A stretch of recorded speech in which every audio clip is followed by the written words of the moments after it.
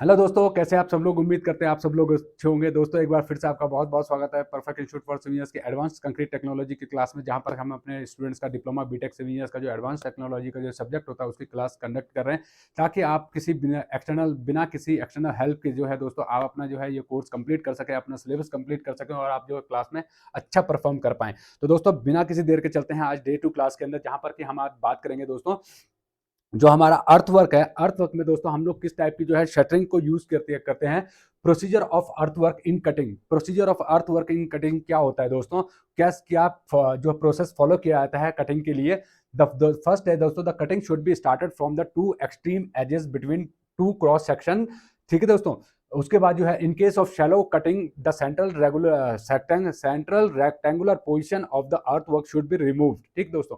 Next दोस्तों इस figure के थ्रू हम समझाने की कोशिश करते हैं। जैसे इसमें क्या लिखा हुआ है दोस्तों, during the process of cutting the regular checks measurement are carried out from the regular guard pillar so that excavation should not be carried out beyond the formation level, and the catch water drains should be constructed on the higher side of the cutting. Sometimes catch water drains are क्या लिखा हुआ, constructed on both side of the cutting. देखिए दोस्तों ये जो है आपको दिख रहा है, ये है दोस्तों ड्रेन्स, दोनों साइड पे ड्रेन्स हैं दोस्तों, और ये बीच में हम लोगों ने कटिंग किया हुआ है, नीचे भी जो है लॉन्गिट्यूडनल ड्रेन्स हम लोगों ने किया हुआ है। तो दोस्तों हमारा जो कटिंग होना चाहिए वो किस प्रकार से होना चाहिए ये देख लेते हैं। Implements used for excavating manually. जब हम मैनुअली करते हैं तो दोस्तों पिक्स एक्स जो सो, उसके बाद फौराज एंड खासी से करते हैं, स्पेड से करते हैं, boning rods, rammers, line and pins. उसके बाद कैंकर बास्केट जो होता है, कैंकर बास्केट, क्राउन बार्स और क्राउ बार्स होते हैं, स्लेज हैमर्स होता है। ठीक है दोस्तों। और उसके बाद आयरन प्लान, ये हम लोग यूज करते हैं फॉर मैनुअल एक्सकवेटिंग के लिए। ये हमारे जो है इक्विपमेंट्स हैं जो कि हम लोग यूज करते हैं दोस्तों। Excavation for foundation trenches are after cut settings out the trench excavation is carried out. The excavated trench must retain their shapes till the foundation are filled. मतलब जो हम लोग ट्रेंच बना रहे हैं, जो हम गड्ढा खोद रहे हैं, उसमें जो है दोस्तों क्या होना चाहिए, the excavated trench must retain their shapes, मतलब वो अपनी शेप को बनाए रखे, हमें इस तरह से जो है उसको कट करना चाहिए दोस्तों। उसके बाद लिखा हुआ timbering and shoring. Timbering and shoring क्या होता है, शोरिंग मतलब क्या होता है दोस्तों, सपोर्ट प्रोवाइड करना। सपोर्ट प्रोवाइड करना, किसको सपोर्ट प्रोवाइड करना, एक्सकवेशन को सपोर्ट प्रोवाइड करना। जो हमने एक्सकवेट किया हुआ है उसकी सरफेस को सपोर्ट प्रोवाइड करना। It's a temporary support provided in the deep trenches to prevent yielding and of the wall of the trench. मतलब क्या होता है दोस्तों, जब हम लोग एक्सकवेशन करते हैं, सपोज कीजिए हमने कोई एक्सकवेशन किया, तो दोस्तों उसकी जो वॉल्स हैं, ये हमने अगर एक्सकवेशन किया दोस्तों, अगर आपका एक्सकवेशन जो है दोस्तों बहुत ज्यादा खड़ा हो जाएगा तो ये गिरना शुरू हो जाएगा, मतलब जो हमारी सॉइल है वो यहाँ से फॉल होनी शुरू हो जाएगी। तो इसके लिए जो दोस्तों हम लोग क्या करते हैं, हम लोग दोस्तों उसके लिए सपोर्ट प्रोवाइड करते हैं। ठीक है दोस्तों। उसी का कहा जाता है टिम्बरिंग एंड शोरिंग। ठीक। The timbering is normally required when the soil is sandy और loose and the trench are deep. मतलब कहने का क्या है, जब आपकी सॉइल लूज हो, ठीक है दोस्तों, सॉइल इज सैंडी और loose, the trench are deep and the trench are deep, जो गड्ढा है जो आपने एक्सकवेशन किया हुआ है वो गहरा है, तब हम लोग क्या करते हैं दोस्तों, टिम्बरिंग एंड शोरिंग प्रोवाइड करते हैं। नेक्स्ट क्या दोस्तों, नेक्स्ट है दोस्तों इसमें for rocky soil timbering is not required. Obviously बात है, जब रॉकी सॉइल होगा, जहाँ पे पत्थर होंगे, तो वहां पर हमें जो है दोस्तों इसको टिम्बरिंग जो है रिक्वायर्ड नहीं होगी, क्योंकि वो पत्थर गिरेंगे नहीं, क्योंकि वो अपने अंदर जो है उनकी होल्डिंग पावर होती है, वो गिरते नहीं है जैसे सॉइल की तरह। Timbering is used even for clay soils which are strong enough to stand and themselves, but the exposed surface में भी डेवलप क्रैक्स। क्या होता है दोस्तों, जहां पर लिखा हुआ है क्लेई जो सॉइल होती है उसके लिए टिम्बरिंग की वैसे जनरली जरूरत नहीं होती है, बट क्या होता है जब हम लोग खोलते हैं तो उसके जो सरफेस है उस पर क्रैक्स वगैरह डेवलप हो सकते हैं, जिसकी वजह से उसमें जो उसके टुकड़े टुकड़े हैं वो गिरने शुरू हो सकते हैं क्लेई सॉइल के। ठीक है दोस्तों। नेक्स्ट क्या है दोस्तों, timbering is extended to the full depth of the trench. Timbering क्या होता है दोस्तों, एक्सटेंड करना चाहिए पूरी, जहां पर भी हमने गड्ढा खोद रखा है, जो ट्रेंच है, नाला जो खोद रखा है, उसके पूरी की पूरी जो है लेंथ में हमें टिम्बरिंग प्रोवाइड करनी चाहिए। नेक्स्ट क्या, मेथड ऑफ टिम्बरिंग क्या है या शोरिंग क्या है दोस्तों। The type of timbering supports and its erections for trench depends upon the following factor। किस पे डिपेंड्स करता है दोस्तों, आपके टिम्बरिंग और शटरिंग। ठीक है दोस्तों। Type and character of the soil of rock, tiles of soil, किस टाइप के सॉइल, जैसे अभी हमने पढ़ा सैंडी सॉइल पे हमें बहुत ज्यादा जरूरत होती है, रॉकी सॉइल पे हमें जरूरत नहीं होती है, ठीक है। तो उसी ये इसके ऊपर डिपेंड करता है, depth and width of the excavation trench, depth और विड्थ पे डिपेंड करता है। Timbering, time of retained excavation, कितने टाइम तक हमें एक्सकवेशन रखना है, मतलब रखना है, उसके बाद हम बैकफिल कितने दिनों के बाद करने वाले हैं उसके ऊपर डिपेंड करता है। नेक्स्ट क्या दोस्तों, नेक्स्ट इसमें the climate and weather condition, climate और वेदर कंडीशन, पता चला बारिश का टाइम चल रहा है, ऑब्वियस सी बात है हमें जो है दोस्तों उसके लिए टिम्बरिंग एंड शोरिंग जो है वो प्रोवाइड करनी पड़ेगी। अगर थोड़ा सा नॉर्मल मानसून चल रहा है, जहाँ पर मानसून नहीं है, नॉर्मल डेज के अंदर हमें इतने मतलब जो है रखने की इतने जल्दी जो हटा सकते हैं, मतलब जल्दी भी हटा सकते हैं, उसके ऊपर भी डिपेंड करता है, ठीक। नेक्स्ट क्या दोस्तों, ये अगर आप जहाँ पर ड्राइंग देखेंगे तो ये हमने ट्रेंच बना रखा है, उसमें हमने क्या किया हुआ है, ये देखिए सपोर्ट प्रोवाइड कर रखे हैं, ठीक है दोस्तों, पोलिंग बोर्ड जो है हमने लगा रखे हैं, उसके ऊपर क्या है, ये स्ट्रट्स हैं, मतलब support, horizontal members are called struts, ये हॉरिजॉन्टल मेंबर आपको दिख रहे हैं, ये स्ट्रट्स हैं, ठीक, ये हमने प्रोवाइड किए हुए हैं। नेक्स्ट दोस्तों क्या है इसमें, hard soil, no timbering is needed unless there are pocket of loose soil, मतलब कई बार क्या होता है हार्ड सॉइल के बीच में भी छोटे छोटे जो है जगह जगह पे जो है दोस्तों सॉफ्ट सॉइल मिल जाता है, तो वहां पर हमें जो है टिम्बरिंग करने की जरूरत पड़ सकती है, ठीक है दोस्तों। नेक्स्ट है firm soil, a pair of poling board strut at maximum distance 2 metre centre to centre, मतलब दोस्तों ये देख रहे हैं आप पोल बोर्ड जो है दोस्तों, ये हमारे क्या है, ये पोलिंग बोर्ड जो है ये हमने 2-2 मीटर के डिस्टेंस पे लगा रखे हैं, और ये हमने हॉरिजॉन्टली जो है स्ट्रट लगा रखे हैं, ठीक है। और इसमें एक सिंगल स्ट्रट्स है, और इसमें अगर आप देखेंगे तो डबल जो है आपने स्ट्रट्स प्रोवाइड किए हुए हैं, ठीक है।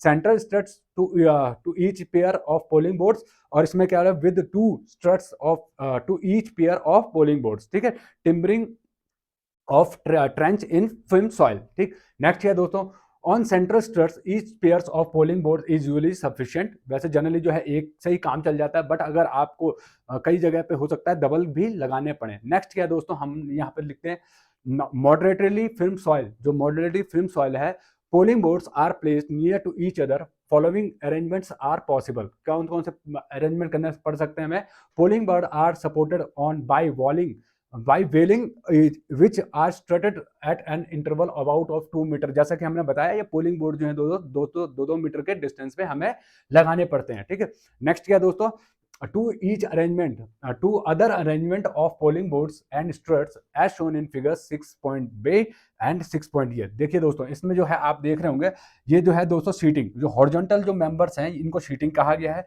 जो अगर इस तरह से आप देख रहे हैं इसको कहते हैं जो है पोलिंग बोर्ड्स, ठीक है दोस्तों। और ये क्या हमारे देखिए पीछे वाले फिगर में आपको दिखा देते हैं, ये जो है हमारे पोलिंग बोर्ड्स हैं और ये हमारे स्ट्रट्स हैं, ठीक है दोस्तों। वही यहाँ पर जो आप देखेंगे तो यहाँ पर जो है पोलिंग बोर्ड्स अगर आप देखें तो ये पोलिंग बोर्ड जो है ये आपके ये पोलिंग बोर्ड्स हैं, ये हॉरिजॉन्टल जो रखा गया है उसको सीटिंग कहते हैं, और ये आपके स्ट्रट्स हैं जो इस तरह से जो इस वाले डायरेक्शन में जो है इनको हम लोग क्या कहते हैं दोस्तों, स्ट्रट्स कहते हैं, ठीक। ये पोलिंग बोर्ड्स 2-2 मीटर के डिस्टेंस पे जो है आप पोलिंग बोर्ड प्रोवाइड करते हैं, ठीक। नेक्स्ट क्या है दोस्तों, इसमें लिखा गया है loose soil, when loose soil हमें जब मिलती है तो in this case horizontal sheeting is very necessary, excavation in loose soil are greater depth for greater depth is not possible without supporting the sides of the trench. The excavation is made up to depth of 20 centimeter and the trench the excavation is made up to depth of 20 centimeter and the sides are immediately supported जो है दोस्तों by the horizontal sheeting and poling boards which are held on both side of the struts. देखिए क्या होता है दोस्तों, आप जो है 20-20 सेंटीमीटर के डेप्थ भी जैसे जैसे खोदते जाते हैं आपको स्ट्रट्स जो है हॉरिजॉन्टल जो मेंबर्स हैं दोस्तों शीटिंग वो प्रोवाइड करनी पड़ती है। देखिए वर्टिकल को क्या कहते हैं दोस्तों, पोलिंग बोर्ड्स, हॉरिजॉन्टल को शीटिंग, और जो हमारा जो है दोस्तों ये हमारा इस तरह से जो दो ट्रेंच के जो अगर हम चौड़ाई के साइड में डालें तो उसको क्या कहा जाता है, उसको स्ट्रट्स कहा जाता है, ठीक है दोस्तों। तो जैसे जैसे आप जो है 20-20 सेंटीमीटर जो है एक्सकवेट करते जाएंगे, जहां पर कि हमारा लूज सॉइल मिल रहा है वहां पर आप क्या प्रोवाइड करते जाएंगे, शीटिंग को प्रोवाइड करते जाएंगे, ठीक है दोस्तों। नेक्स्ट क्या दोस्तों, यहाँ पर लिखा गया वेरी लूज सॉइल पे क्या करेंगे, in very loose soil like running sands runner are driven, ठीक है दोस्तों। उस पर हम लोग क्या करते हैं, along the sides of the extended trench walling and strut are then inserted to support the runner। यहाँ पर अगर आप देखेंगे दोस्तों तो यहाँ पर क्या है, देखिए दोस्तों ये हमारा जो है एक्सकवेशन हो रहा है, यहाँ पर ये हमारा स्ट्रट है। स्ट्रट्स आपने समझ गए होंगे, स्ट्रट किसको कहा जाता है, रनर किसको कहा जाता है। देखिए ये रनर यहाँ पे प्रोवाइड किए गए हैं, दोनों साइड पे रनर प्रोवाइड किए गए हैं। चौड़ाई जो है ट्रेंच की 1.25 मीटर है, ठीक। ये रनर है, ये स्ट्रट्स है। ठीक। और आपने जो है वर्टिकली जो आप डालते हैं उसको पोलिंग बोर्ड्स कहा जाता है। ठीक। उस पर जो है दोस्तों for each stage the width is reduce at the bottom by 150 metre, 150 mm होना चाहिए, 150 mm टू 750 mm होना चाहिए था यहाँ पर फॉर बोथ साइड फिगर। अगर आप देखेंगे तो यहाँ पर जो है हम लोगों ने यहाँ पर अलग अलग जो है यहाँ पर प्रोवाइड कर रखा है। ठीक। नेक्स्ट क्या है दोस्तों, रॉक्स एक्सकेवेशन। जब हम रॉक का एक्सकेवेशन करते हैं तो उस केस में क्या किया जाता है, excavation in rock is carried out by the following method. किस टाइप से किया जाता है excavation in rocks, by use of explosive. जो हम लोग कई बार एक्सप्लोजिव का जो है दोस्तों हमें यूज करना पड़ता है रॉकी सॉइल के, रॉकी रॉक्स के एक्सकेवेशन के लिए। उसके लिए हमें परमिशन भी लेनी पड़ती है अथॉरिटी से। By hand help pneumatic breakers और ट्रैक्टर्स माउंटेड जो है डीजल पावर ब्रेकर्स, जो है ब्रेकर्स जो होते हैं दोस्तों, आपने जेसीबी के आगे देखा होगा ब्रेकर लगा देते हैं जो कि एक्सकवेशन में काम आता है रॉक्स एक्सकवेशन के लिए। ठीक है दोस्तों। नेक्स्ट है दोस्तों special method breaking up the rock, breaking up the rock. Next क्या है दोस्तों, बाय यूज ऑफ एक्सप्लोजिव। जब हम लोग एक्सप्लोजिव यूज करते हैं तो क्या होता है दोस्तों, explosive are used to break up the rocks before mechanical excavation is possible. Soft rocks such as weather marks, chalks and shells do not require explosive. जो shells और chalks होती हैं इनको required नहीं होता है। जहाँ पे hard rock होती है वहीं पे हमें required होता है explosive का। But explosive are sometimes necessary in shells to loosen the layer, especially if they are inner bedded with the sandstone. अगर उसको मिल जाए या सिल्ट स्टोन उसके अंदर मिल जाए आपको, तो उसमें जो है आपको एक्सप्लोजिव का यूज करना पड़ सकता है। By the use of breaker, जो ब्रेकर हम लोग यूज करते हैं उसका क्या होता है, in the proximity of the buildings do not allow the use of conventional explosive, the rocks is broken up, क्या लिखा, piecemeal by held pneumatic breakers और tractor mounted diesel power breakers, noise and vibrators are you cause by the compression air और diesel breakers. हम लोग यह है दोस्तों जहाँ पर कि हमें कई बार जो है दोस्तों जैसे हमने बताया जहाँ पर रेजिडेंशियल एरियाज होता है वहाँ पर जो है हम लोग इनका यूज नहीं कर सकते हैं एक्सप्लोजिव का, तो हमें जो है वहाँ पर जो है ब्रेकर्स का यूज करना पड़ सकता है। ठीक। नेक्स्ट क्या दोस्तों स्पेशल मेथड क्या है, these includes freezing water in drill holes. इसमें क्या किया जाता है दोस्तों, फ्रीजिंग वाटर जो है आप ड्रिल करते हैं और उसके अंदर जो है फ्रीजिंग वाटर जो है वो आप डाल देते हैं बाय लिक्विड कार्बन डाइऑक्साइड और the use of hydraulic booster cartridge holes for these methods can be drilled without much noise और vibrator by rotated diamond core drill और if no noise at all can be permitted by the thermic lance method. इसमें क्या होता है दोस्तों, आपने drill किया, drill के अंदर आपने क्या किया, फ्रीजिंग जो है वाटर आपने डाल दिया और या कार्बन डाइऑक्साइड जो है, कार्बन डाइऑक्साइड जो है आप इसमें यूज कर सकते हैं जो गैस होती है। ठीक। और this method can be drill without much noise, बहुत आराम से जो है ड्रिलिंग आप कर सकते हैं। Rotated diamond core drill cutter होता है दोस्तों, एक ड्रिल कटर होता है जिसके आगे के डायमंड्स के छोटे छोटे पीसेस होते हैं और वो बहुत आसानी से जो है रॉक्स को काटने में काम आता है। ठीक है दोस्तों। नेक्स्ट क्या है दोस्तों यहाँ पर, D watering techniques. D watering techniques क्या होता है, डी वाटरिंग क्या होता है दोस्तों, पानी का निकालना। डी वाटरिंग क्या है, during excavation of foundation trench in water locked area excess water accumulated in the trench. जब हमारा पानी, जब आपने गड्ढा किया उसके बाद अगर मानसून आ गया, पानी आ गया, तो उसके बाद क्या करना पड़ता है, उस गड्ढे को साफ करना पड़ता है, जिसको कि हम लोग कहते हैं डी वाटरिंग। ठीक है दोस्तों।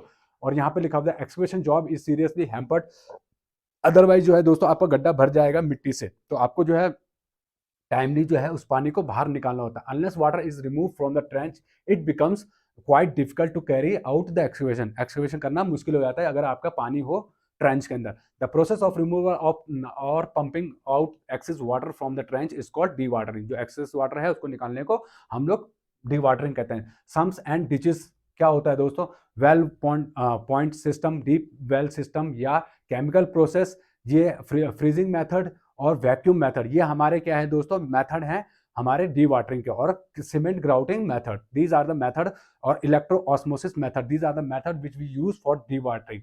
तो दोस्तों उम्मीद कर रहा हूँ कि ये वीडियो आपको समझ में आ रही होंगे। हम लोग बहुत जल्दी नहीं करेंगे इसको, आराम आराम से, क्योंकि बहुत बड़ा सिलेबस नहीं है इस कोर्स का, तो आराम आराम से करते हैं ताकि आपको कन्वीनियंटली समझ में आए। अगर आपके कोई भी डाउट या क्वेरीज रह जाएंगे आप हमें कॉन्टैक्ट कर सकते हैं या डिस्क्रिप्शन में लिख सकते हैं। तो दोस्तों मिलते हैं फिर नेक्स्ट वीडियो में, नेक्स्ट क्लास के अंदर। Thank you, thanks for watching this video.